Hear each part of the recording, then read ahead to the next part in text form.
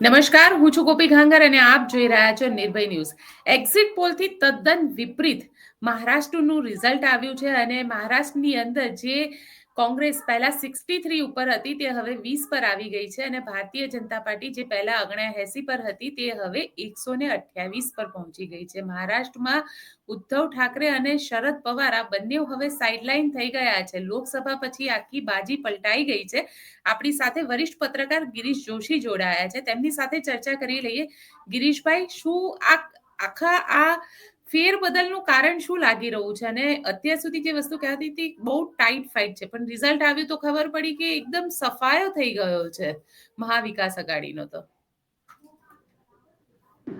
પત્રકારીનો ધર્મ ઈ છે કે ખોટો પણ સાચો હોય ને તો એને સાચો તો કેવો જ પડશે. આજે સોશિયલ એન્જિનિયરિંગ ભાજપ અને આરએસએસ ને દાદ તો દેવો જ પડશે. એક બહુ વિચિત્ર ચીજ થઈ, એમાં એક એક્સ ફેક્ટર છે મનોજ જરાંગે એક્સ ફેક્ટર છે અને એનો મને લાગે અડધી પોણી કલાક પહેલા આપણા ઇન્ડિયા ટુડે પણ વ્યવસ્થિત એટલે એને કન્ફર્મ કર્યું છે કે મનોજ જરાંગે જયારે ઉભો કર્યો ત્યારે એને એમ કીધું કે હું મરાઠાઓને ઓબીસી ના હકમાં માટે હું લડી રહ્યો છું અને એને બહુ પ્રમોટ કરવામાં આવ્યો. That main comes from a blue. એને કોઈ ઓળખતું નતું. એનો ઉદાહરણ તમને સારી રીતે સમજાય જેમ આપણી પાસે હાર્દિક પટેલ હતો. આનંદીબેનને કાઢવા માટે જે હથકંડો હાર્દિક પટેલનો અપનાવેલો હતો એ જ મનોજ જરાંગેમાં અપનાવેલો છે. અને મનોજ જરાંગે 48 થી 52 સીટો ઉપર ઇમ્પેક્ટ કરી રહ્યો હતો. અને ઈ જયારે રિપોર્ટ આવ્યો પછી મેં એના કોન્સ્ટિટ્યુઅન્સીના અમુક કેસીસ ગોતવાનું ચાલુ કર્યા. એમાં તાત્કાલિક મને એક જ મળ્યો છે. એ હું તમને પ્રેક્ટિકલ કહી દઉં કે શિવસેનાનો કેન્ડિડેટ છે અર્જુન ખોટાર. એને મળે છે 55,000 વોટ. એની સામે ઇન્ડિયન નેશનલ કોંગ્રેસનો કાલિયાસ ગોરાનતાલ છે, એને મળે છે 39,000 વોટ. એની સામે ત્રીજો એક ઇન્ડિપેન્ડન્ટ ઉભો છે અબ્દુલ હફીઝ અબ્દુલ ગફાર, જે 20,000 વોટ ખાઈ ગયો. હવે ભાજપના કહેવાથી આવા કેન્ડિડેટ મળત નહીં એટલે જરાંગેને કેરેક્ટર બનાવીને ઉભો કર્યો, જેણે એને ઉભો કર્યો છે અને એ એક્ઝેક્ટલી 20,000 વોટમાં 6,000 વોટથી ઇન્ડિયન નેશનલ કોંગ્રેસનો કેન્ડિડેટ હારી જાય છે. આવી 42 સીટો છે. એટલે આ લોકો જે સોશિયલ એન્જિનિયરિંગ કરી ગયા એના દાદ દેવું પડશે. હવે આપણે આ લોકો તો અત્યારે ખુશ થતા હશે કે આખો મીડિયા ઈવીએમમાં ગડબડ કરી અને આ લોકો આ કર્યું તે કર્યું. પછી તમને આપણે ફ્લેશબેકમાં જઈએ ને તો આ જ રોલ 2014 ની પહેલા અન્ના હજારે કર્યો હતો, બાબા રામદેવે કર્યો હતો. એ એક્સ ફેક્ટર તમને ન લાગ્યા કારણ કે અન્ના હજારે તો આરટીઆઈ એક્ટિવિસ્ટ છે એટલે આપણે બધા એની ભક્તિ કરવા માંડી ગયા હતા. હવે તમને ખબર પડે કે અન્ના હજારે પણ એક તૂતેડી હતી જે ભાજપની વગડાટ હતી. બાબા પણ તમારે કપાલ ભારતી કરાવતો તો આપણે એમ થયું કે આ શું નુકસાન કરશે. એને આખા દેશની કપાલ ભારતી કરી નાખી, પછી પોતે વેપારી થઈ ગયો. એટલે આ ભાજપનું સોશિયલ એન્જિનિયરિંગ છે એને તમારે માનવું પડશે કે મહારાષ્ટ્રની અંદર શરદ પવારના ગઢની અંદર ગાબડું પાડી દેવું એક કેરેક્ટરને ઉભો કરીને એ બહુ મોટી વાત હતી. અને છેલ્લે સુધી મીડિયા એના પર ધ્યાન જ ના આપ્યો. અને આ જે લોકોની ખાસિયત છે કે એ જે કેરેક્ટર ઉભો કરે ને એની આપણે બીજી ડાયરેક્શનમાં જ ગોતતા હોઈએ. હાર્દિક પટેલની પાછળ પણ આખો મીડિયા ગાંડો થયો હતો. આ તો બહુ યંગ લીડર છે ને અધિકારીઓ માટે, અને એ ખેડૂતોના હક સિવાયની કોઈ વાત કરતો નતો. જે જ વાત જરાંગે કરતો હતો, હું તમને ખેડૂતોને હક અપાવીશ, હું બધા તમારે મરાઠા હક એને ઓબીસી માં આપણે લેવડાવશું. એટલે જે હડપતું હોય લઈ લેવાનું, એક કેરેક્ટર ઉભું કરવાનું અને પછી ઓપોઝિશનમાં ગાલ દેવાનું. એટલે આજે સોશિયલ એન્જિનિયરિંગમાં જીતાણા છે એમાં બરોબર છે. અત્યારે બીજા એક આપણે પ્રકાશ પોરે પણ હતા, એ તો ત્યાંના ખા છે એટલે એમણે પણ ખબર કર્યું કે ના અને મારે ઇન્વેસ્ટિગેટ કરવું પડે. એ વાત સાચી છે તમારી. અને આપણી સામેનો દાખલો છે કે એ લોકોએ જે થર્ડ કેરેક્ટર ઉભા કર્યા છે એમના ખર્ચે, એ લોકો 15 થી 20,000 વોટ ખાઈ ગયા છે, જેની અંદર આટલો મોટો ફરક તમને દેખાઈ રહ્યો છે. વાત નાની છે. એટલે પોસિબલ છે કે સોશિયલ એન્જિનિયરિંગમાં પણ આ લોકો ગોઠવી લીધું અને આમાં ઘણા બધા ગચ્ચા ખાઈ ગયા છે. એટલે હવે જે ઓપોઝિશન છે એને ધ્યાન રાખવું પડશે. કોઈ પણ કેરેક્ટર ઉપર એતબાર કર્યા પહેલા ઓપોઝિશન જે ઉભા છે ને એમના પ્રોફાઇલ એમને સમજી લેવા પડે. આજે તમે 20 સીટો જો ઇન્ડિપેન્ડન્ટ ખાઈ જતા હોય તો ઇન્ડિપેન્ડન્ટના સપોર્ટમાં પણ આ લોકોએ ઉભા કર્યા હતા માણસો, કે તો બરોબર કન્ફર્મ કરી લેવાનું કે ભાઈ જે ત્યાં સ્ટાલવર્ટ ઉભો છે જીતે નહીં, એના કેટલા વોટ કપાય છે. એટલે એન્જિનિયરિંગ બધું સાચું, પૈસા વપરાણા છે એ વાતની હકીકત છે. પણ હવે આપણે જે કહીએ કે આ લોકોએ 10,000 આપ્યા ને 20,000, ના, આવો એક કેરેક્ટર હોય એને પૈસા આપી દો, એ બાટશે અને બધું કરશે. તમે ક્યાં પિક્ચરમાં આવો છો?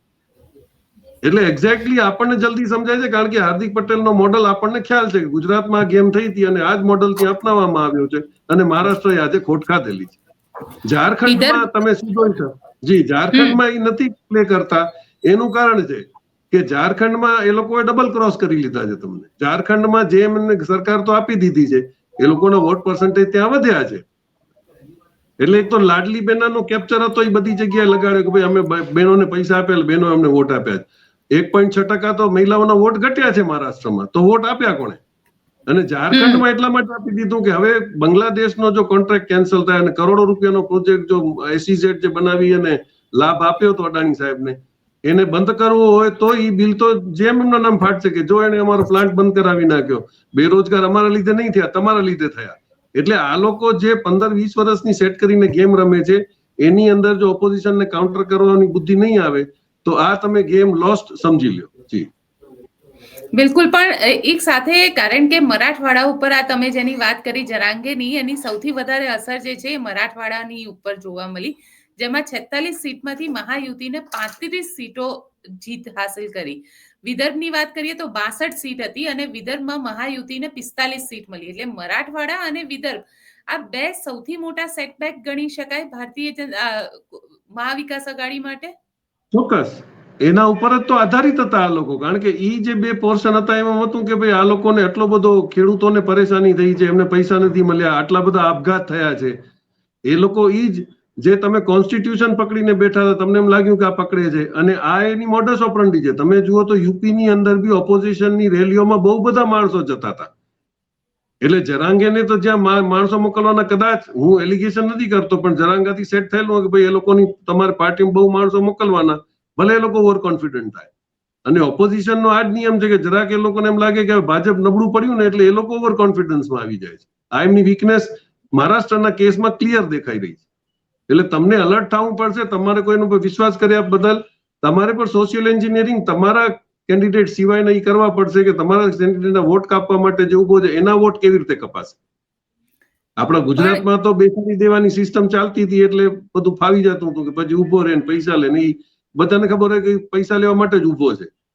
પણ જ્યાં કન્ફર્મ આવા માણસો હતા જે ઉભા નતા રહેવાના અને વોટ કાપવાના હતા, ત્યાં તમારી ગેમ ફેલ થઈ ગઈ. પણ સાથે સવાલ એ છે, કારણ કે પ્રધાનમંત્રી નરેન્દ્ર મોદી અને અમિત શાહ બે જણા સતત, જેને કહેવાય કે ચૂંટણીના પહેલા પણ આપણે ચર્ચા કરી હતી કે મતદાન પહેલા એ બંને જણા 2 દિવસ પહેલેથી, પ્રધાનમંત્રી તો આઉટ ઓફ ઇન્ડિયા જતા રહ્યા હતા, અમિત શાહ ગુજરાત આવતા રહ્યા હતા. આ ગુજરાતી મરાઠી વાળું ફેક્ટર જે છે એ ફેક્ટર પણ ક્યાંય કામ ન લાગ્યું, કારણ કે કહેવાતું હતું કે સૌથી મેજર ફેક્ટર છે. ને તમે હરિયાણામાં જ જોઈ લો ને, એટલે કઈ સિસ્ટમ કામ કરી રહી છે કે હરિયાણામાં આટલો 700 જણા મરી ગયા, કિસાનો આટલા હેરાન થયા, વર્ષ સુધી ત્યાં રહ્યા, એ બધાના રિએક્શન્સ ક્યાં ગયા? તો શું છેલ્લે ઘડીએ માણસો પોતાને, હવે અત્યારે આપણે મુંબઈ આજ તક ઉપર જ લાઈવ ઇન્ટરવ્યુ જાલનામાં ચાલતો હતો, જરાંગેના માણસો ખૂબ ખુશી મનાવી રહ્યા છે. એમાં એને ઇનએડવર્ટન્ટલી એક જણાને પૂછી લીધું કે હવે તમને ભવિષ્ય કેવું લાગે? તો કે ભાઈ આવી ગયા ને, ભાઈએ અમને કીધું છે કે હવે તમારા દિવસો સારા આવી જશે, હું તમારા માટે લડીશ. એટલે અને જરાંગેનો લાસ્ટ સ્ટેટમેન્ટ એ હતો કે ભાઈ તમને એવું લાગે કે તમને જે કામ આવશે ને એને વોટ દેજો. હવે ઈ કીધા પછી એને શું મેસેજીસ રિવીલ કર્યા હતા, ધેટ વોઝ વેરી ક્લિયર કે આ લોકો તો મુસલમાનોને પણ લઈને ભેગા હાલશે, અને આ એક આખું ઇમ્પ્રેશન ક્રિએટ કરવામાં આવી હતી. એમ લાગ્યું કે ભાઈ આ તો કટેંગે તો બટેંગે નો આ જરાંગે જ કામ આવશે, કારણ કે આ તો મુસલમાનો ચાહે છે. તો આ જો કેન્ડિડેટ ઉભો છે જે 20,000 વોટ ખાઈ ગયો, એ ભાજપના કહેવાથી તો ઉભો જ નતો રહેવાનો. તો એને કોણ ઇન્કલ્કેટ કર્યો? અને એક્ઝેક્ટ ઈ જ ગેપમાં ખાઈ ગયો છે. આવા બીજા કેસીસ હજી મને ગોતવા પડશે જ્યારે આપણે ફાઇનલ રિઝલ્ટ આવશે ને ગોતશું. તો એમાં ઇન્ડિયા ટુડે એને કન્ફર્મ કરી અને બહુ ક્લિયર રિપોર્ટ લખ્યો જ છે. Maratha quota activist Manoj Jarange Patil has been probable X factor in Maharashtra Assembly elections.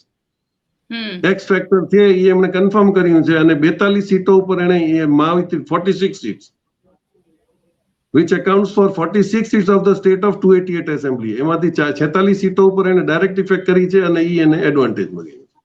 સાથે વિદર્ભની સીટો ઉપર પણ અસર કરી છે, કારણ કે વિદર્ભમાં ત્યાં બી આ જ ફેક્ટર કામ કરી ગયો હશે. ત્યાં બી આવી રીતે આવા જ લોકોને કોકને ઉભો કરી અને એ લોકોએ વોટ કપાવ્યા છે.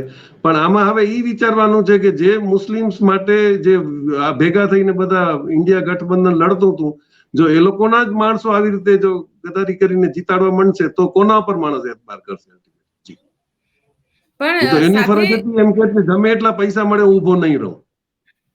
એ ઉભો રહ્યો છે અને આવા બીજા ઘણા બધા કેરેક્ટર છે, આપણે એનું પોસ્ટમોર્ટમ કરશું ત્યારે આપણને મળશે. એટલે જો રૂપિયા લઈને જ જો આ ડેમોક્રેસી હાલવાની હોય તો પછી ભગવાન જ આ દેશને બચાવી શકે, નહીં તો પછી ઇલેક્શનની જરૂર છે જ નહીં. તમે ઓપ્શન કરી નાખો સીટ, જે વધારે પૈસા આપે ને તમે MLA ડિક્લેર કરી દો કે MP ડિક્લેર કરી દો. આ પોઝિશનમાં આપણે આવી રહ્યા છીએ. જી સાથે એ પણ તમને પૂછીશ, કારણ કે હવે મુખ્યમંત્રીની હોડ ચાલુ થશે ત્યાં આગળ દેવેન્દ્ર ફડણવીસને લઈને, કારણ કે એકનાથ શિંદે તો પહેલા જ કહી દીધું હતું કે હું મુખ્યમંત્રીની રેસમાં નથી. પણ હવે શું, કારણ કે મહારાષ્ટ્રની અંદર જે રાજનીતિ છે, મરાઠા, દેવેન્દ્ર ફડણવીસ પોતે મરાઠી છે, મરાઠી ત્યાં આગળ આવશે કે શું થશે એ, કારણ કે એક મરાઠી બ્રાહ્મણ છે અને એકનાથ શિંદે છે એ તો પહેલા જ ના પાડી ચુક્યા છે કે એ મુખ્યમંત્રી નથી બનવા માંગતા. એકનાથ શિંદે અને અજીત પવાર તમને વિધાનસભાની બહાર ભાલો લઈને ઉભો રહેતો દેખાશે. 132 સીટો આવી ગઈ છે, ક્યાં ગરજ છે તમને? અને બાકી અધર AIMIM તો ગમે ત્યારે ગમે ત્યાં જશે. 2 સીટો એના પાસે છે ને 11 ઇન્ડિપેન્ડન્ટ છે. તમને જરૂર જ નથી કોઈની. જો તમે આવતા હો તો ઠીક છે, નહીં તો બાકીના ખરીદી જવાશે આજે. અને હવે આવ્યા પછી આની અંદર જે ભાજપમાંથી ભાગ્યા હતા એ જશે, આમાંથી જે શિંદે શરદ પવારની પાર્ટીના ને જે ઉદ્ધવ ઠાકરે ભેગા, કારણ કે જે માણસો 20 ખોખા ઓકેમાં જે સરકાર આખી તોડીને જઈ શકતા હોય એ તો ગમે ત્યાં જઈ શકે, ગમે એના માટે. એટલે મહારાષ્ટ્રની પોલિટિક્સ હવે મોનિટરી બેઝ થઈ ગઈ છે, સિદ્ધાંતો બેઝ નહીં અને ભાષણ બેઝ નહીં. એટલે તમે સંકલ્પ પત્ર જાહેર કરો કે ગમે એ કરો, છેલ્લે તમારે ઓપ્શન જ કરવું પડશે કે આટલા પૈસા મળશે અમારી પાર્ટીમાં આવશો. એ સ્ટેજ ઉપર આપણે આવી ગયા છીએ અને આખા ઇન્ડિયામાં ટેન્ડરિંગ હવે થશે નહીં, તમારે જ્યાં જવું હોય ત્યાં જાઓ. જી પણ સાથે કારણ કે જે રીતે નારો આપવામાં આવ્યો તો કટેંગે તો બટેંગે, એક હે તો સેફ હે, આ બધા જ નારા ક્યાંક ચાલ્યા છે કે પછી આ બધા નારા માત્ર નારાથી વધીને, કારણ કે અત્યારે CR પાટીલ જ્યારે અહીંયા બોલી રહ્યા હતા તો CR પાટીલે એવું સ્પષ્ટ કીધું કે એક હે તો સેફ હે, પ્રધાનમંત્રીની જે આઈડિયોલોજી હતી એને લોકોએ સિલેક્ટ કરી છે. આની અંદર RSS ફેક્ટર 110% કામ કરી ગયું છે. તમારે જોવું હોય તો RSS ની એક બહુ જૂની મોડસ ઓપરેન્ડી છે કે પબ્લિકની અંદર તમને જો નોટબંધી પછી બહુ હુવાપો ન થયો. રાહુલ ગાંધીએ થોડી ઘણી રાડારાડ કરી, અમુક લોકો બોલ્યા, પણ આટલા મોટા ડિબેકલમાં પણ તમારે જોયું તો કોઈ દિવસ કોઈ હુવાપો નથી. એનું કારણ હતું એક રવીશ કુમારે જ પકડ્યો હતો NDTVમાં. એ જ્યાં પણ કેમેરા લઈને જાય ત્યાં એક જણો એમાંથી બહાર આવે લાઈનમાંથી, મોદીજીને બહુત અચ્છા કિયા, ये करोड़पति लाइन पे आ गए, इनका पैसा सब बर्बाद हो गया, गरीबों का पैसा खा के बैठे थे. હવે ભીડની અંદર એક માણસ જો પોઝિટિવ બોલે ને તો ભાઈ નેગેટિવ બોલવા વાળા આવતા નથી. આ એક નોર્મલ હ્યુમન સાયકોલોજી છે. એટલે તરત જ એને કીધું મેં तुमसे बात नहीं करूंगा, मेरे को पता है तुमको RSS वालों ने लाइन में खड़ा किया, मैं लेडीज से बात करूंगा. એટલે આજે સિસ્ટમ જે કામ કરી ગઈ આખી સોશિયલ એન્જિનિયરિંગની, એની પાછળ 100% RSS કામ કરેલું છે. ગ્રાઉન્ડ એ લોકો અહીંયા એક ટોલી સિસ્ટમ કરી હતી, 5 થી 10 ટોલી મહારાષ્ટ્રમાં. એ 5 થી 10 ની ટોલી હતી, એ બ્રેન વોશ કરવાનું જ કામ કરતી હતી. એ હવે બધું બહાર આવે છે.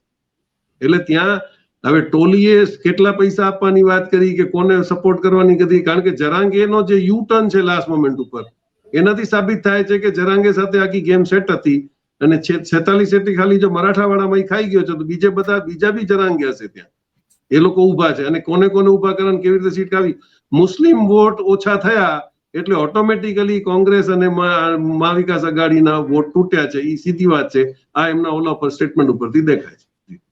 કારણ કે ઓલ ઇન્ડિયા ઉલેમાએ એ ફતેહ હિંદનો એક ફતવો પણ હતો અને એ ફતવામાં જેને કહી શકાય કે એવું કહેવાય રહ્યું છે કે ફતવાના કારણે છેલ્લા 3-4 દિવસની અંદર હિન્દુ મત જે હતા એ બધા એકત્રિત થયા અને એના કારણે મહાવિકાસ અઘાડી જે છે એને તકલીફ થઈ ગઈ. પણ આ જે મુસ્લિમ ફેક્ટર છે, કારણ કે ઉદ્ધવ ઠાકરે સતત પોતાની સ્પીચમાં પણ મુસ્લિમ વાળી વાત આવી જતી હતી, એ કેટલું એમને નડી ગયું? તમે જુઓ તો પેરેલલ ની અંદર મહાયુતિ એક ચીજ હલાવતી હતી કે ભાઈ આ લોકો હિન્દુત્વ છોડી દીધું છે. ઉદ્ધવ ઠાકરે છે હવે હિન્દુત્વ જે બાળા સાહેબ ઠાકરે નો હતો અને એની ક્લિપો ચાલતી બાળા સાહેબ ની ને બધું, એટલે એ લોકોનું સોશિયલ એન્જિનિયરિંગ ચાલુ જ હતું. એટલે આ લોકોને એમ થયું કે હવે તો સાચી વાત છે, આ તો મુસલમાનો ભેગા જ જશે એવું લાગે છે, એટલે એ રીતે બી એ લોકોએ કોન્સન્ટ્રેટ કર્યા. પછી કટોગે તો બટોગે ખાલી બાબા બોલીને હાલ્યા ગયા, પછી આ લોકો વીટવા માંડ્યા. એટલે એ બી એક પાર્ટ ઓફ ધ ગેમ હતી કે પેલા ઉશ્કેરો, પછી એનું રિએક્શન જોઈએ, તો આપણે કઈ જાતનો મલમ લગાડવો છે આપણે જોઈએ. એટલે એ કહે તો સેફ એનો મલમ લઈને આવી ગયા. એટલે આને જ સોશિયલ એન્જિનિયરિંગ કહે કે આ લોકો પબ્લિક ઓપિનિયન બદલવા માટે કેટલું બધું સારું સેટિંગ કરે છે.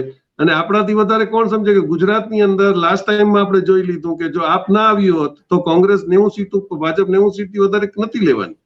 50% વોટ સીધા જે બે ભાગમાં તૂટ્યા, એમાં ભાજપને મેજોરિટી આવી ગઈ. આ સોશિયલ એન્જિનિયરિંગ જે આ લોકો દર જગ્યાએ કરી જાય છે, એના માટે ઓપોઝિશનને કાંઈ એવો કોઈ સ્માર્ટ માણસ રાખવો પડશે. જો કે એમાં બી કેવું છે, ઓલા પીકે જેવો આવી જાય તો એ કોના પૈસા લે છે ને કોનું કામ કરે એ ખબર નથી પડતી. એટલે દેશ રામ ભરોસે છે, એટલે આપણે બધા જય શ્રી રામ બોલીએ ને પછી આવતા ઇલેક્શનની રાહ જોશું. જી. પણ જે રીતના રિઝલ્ટ આવ્યા છે, એટલે આ એકદમ અનએક્સપેક્ટેડ રિઝલ્ટ હતા મહારાષ્ટ્ર માટે, પર્ટિક્યુલરલી મહારાષ્ટ્ર માટે. તો આને હવે આ બીજેપીની સ્ટ્રેટેજી કહેવાશે, આરએસએસની સ્ટ્રેટેજી કહેવાશે, કે પછી ખરેખર લોકોની જઈને કહી શકાય ને કે લોકો ઈચ્છતા હતા કે બીજેપી આટલી મોટી લીડ સાથે, આટલી મોટી જીત સાથે કમબેક કરે? ના, હવે તો બહુ return on the wall clear છે. તમે જુઓ, મનોજ જોશીને આપણે સંજય જોશીને ત્યાં મોકલવાનો, પછી સંજય જોશી નારાજ છે, હવે આ લોકો પોતામાં તૂટી જશે. વસુંધરા રાજે સિંધિયા સ્ટેજ ઉપર બેસીને નાટક કરે. એટલે એક ચીજ તમારે સર્ચ કરશે કે આપણે બીજેપી અને આરએસએસ વાળા એક ભેગા જ હોય છે. તમે એમના નાટક ઉપર ભરોસો કરશો ત્યાં સુધી માર ખાશો એ નક્કી છે. તમને એ લોકો કોન્ફિડન્સ ખોટો ગેઇન કરવા માટે આવી બધું, અત્યારે વસુંધરાને કાંઈ બોલવાની જરૂર નથી, સંજય જોશીને રાખતા નથી તો ક્યાં થયા, કાંઈ બોલતો નથી. એટલે આ લોકો ઇલેક્શન વખતે આવા બધા જે ગિમિક્સ ઉભા કરે છે એમાં પબ્લિક તણાઈ જાય છે. હવે આ મહિલાઓને અત્યારે વોટ દીધા, હવે એને કીધું કે ભાઈ હવે બીજી સરકાર આવશે તો પૈસા ક્યાંથી ચૂકવશે, હવે તમે ક્યાંથી ચૂકવશો, પણ હવે એના માટે કઈક ગચકડા કરી લેશે. કારણ કે હવે તો એમને ઉધાર લઈને દેવાના જ દીધા. હવે પૈસા તો એમને હોશિયારી તો કરી, કોર્ટમાંથી ઓર્ડર લઈ લીધો કે ભાઈ આ 3 મહિના પછી તમને લાડલી બેના બંધ કરવી પડશે, કારણ કે ટ્રેઝરી પાસે પૈસા નથી. એટલે આ લોકો એમાં એ વોટ ખાઈ લેશે કે ભાઈ અમે તો દેવા તૈયાર હતા, પણ શું કરે, કોર્ટે મના કરી દીધી. એટલે આ લોકોની બધી લેવલ ઉપર સેટિંગ્સ હોય છે. એ ઓપોઝિશન જો નહીં સમજી શકે તો ભવિષ્યમાં બધા ઇલેક્શનની અંદર આવું કઈ ને કઈ ગચકડું થશે અને એ લોકોને તકલીફ પડવાની છે. જી બિલકુલ ગિરીશભાઈ. અને સાથે છેલ્લો સવાલ વાવની વિધાનસભાની ચૂંટણીથી બી પૂછી લઉં, કારણ કે વાવની અંદર છેલ્લા રાઉન્ડ સુધી બીજેપી ચાલતું, કોંગ્રેસ ચાલતું હતું અને જીત છેલ્લે બીજેપીની થઈ. 2200 વોટથી ત્યાં આગળ સ્વરૂપજી ઠાકોર જીતી ગયા.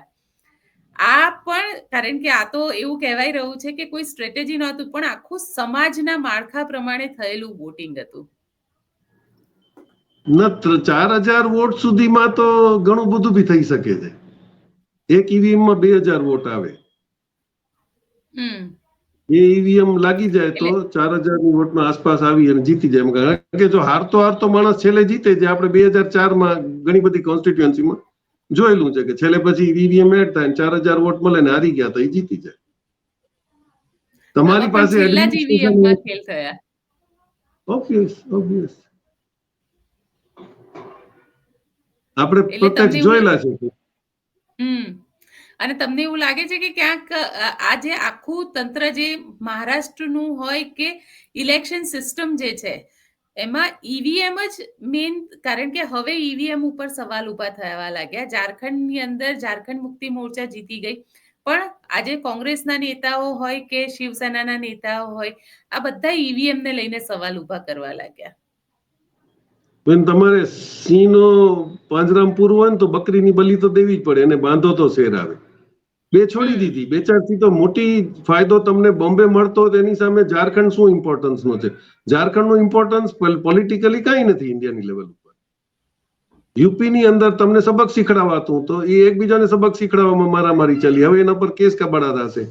પંજાબમાં એ જ હાલત થઈ કે પંજાબમાં એ લોકોએ હાથોહાથ આપને આપ એટલા માટે આપી દીધી કે ભાઈ કોંગ્રેસનો ત્યાં રાજ ના આવે. આ તો સોશિયલ એન્જિનિયરિંગ છે ને, તમારે ક્યાં નફો ક્યાં નુકસાન કરવાનું છે. કારણ કે એના ખબર છે કે સ્ટેટમાં આવ્યા પછી પણ સેન્ટ્રલ ગવર્મેન્ટ હશે ત્યાં સુધી તો ઈડી સીબીઆઈ પહોંચીને જે કામ કરાવવા જે કરાવી લેશે, એ એમની સીધી ગણતરી છે. પણ મોટો ફાઇનાન્શિયલ, મહારાષ્ટ્ર જેવો ફાઇનાન્શિયલ હબ એમના હાથમાંથી જાવો, એમના હાથમાં આવી જાઉં, એટલે હવે ઘણી બધી ગેમો એ લોકો કમ્પ્લીટ કરી શકશે, અને એ બી ક્લીન મેજોરિટી સાથે.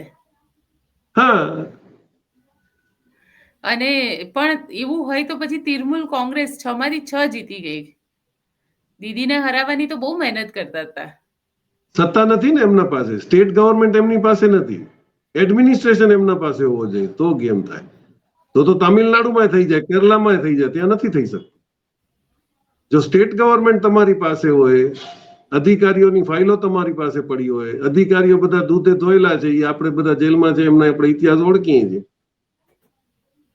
એટલે ખોટું કર્યું છે તો તમારાથી તમારે બ્લેકમેલ કરવામાં આવશે, ખંડણી લેવામાં આવશે, તમને કામ કરવાનું છે. એક જ કિસ્સો છે, તમને કહે ડેપ્યુટી કલેક્ટરે આપઘાત કરી લીધેલો છે એક સીટ ઉપર આવીને. એને શું કરવા માટે કહેવામાં આવ્યું હતું અને શું એને ગભરાણ થઈ કે તરત જ બિલ્ડિંગના બીજા માળેથી કૂદીને પતી. એની કોઈ ઇન્ક્વાયરી થઈ નહીં. એટલે પ્રેશર પોલિટિક્સ ચાલે છે, સોશિયલ એન્જિનિયરિંગ ચાલે છે અને પૈસા ચાલે છે. એ આપણી દેશની લોકશાહી છે. ચલો હવે આ શું કહીએ, લોકો જે છે હવે, કારણ કે દરેક વ્યક્તિ પોતાની રીતે વ્યક્તિ સ્વાતંત્ર્યમાં માને છે, અને આમ પણ હવે જ્યારે આપણે બોલીશું તો લોકો અહીંયા લખશે કે આપણે બધા ફક્ત પેલું શું કહેવાય કે આપણે લેફ્ટિસ્ટ છે ને રાઇટિસ્ટ છે ને આવા બધા ઘણા બધા કોમેન્ટ્સ આવતા હોય છે. પત્રકાર કોઈ દિવસ સત્તા ભેગો હોતો જ નથી. Journalist is always in opposition. કોંગ્રેસની સરકાર હતી તો કોંગ્રેસ વિરુદ્ધ બી આપણે સ્ટોરીઓ કરતા હતા. જો જાગૃત કરવાનું, આપણે સમાજનું કામ કરીએ, એમને ભગત લાગતા હોઈએ તો એમને 2 રૂપિયા મળતા હોય ટ્રોલનો તો એ લખીને રાજી થાય અને એમની રોજીરોટી ચાલે, એમાં આપણને કોઈ નારાજ થવાની જરૂર નથી. બિલકુલ ગિરીશભાઈ, આપ અમારી સાથે જોડાયા એના માટે ખૂબ ખૂબ આભાર. તો આપ શું વિચારો છો મને કોમેન્ટ બોક્સમાં ચોક્કસથી લખીને જણાવજો, અને અમારી ચેનલ નિર્ભય ન્યૂઝને લાઇક, શેર અને સબસ્ક્રાઇબ કરવાનું ભૂલતા નહીં. આભાર.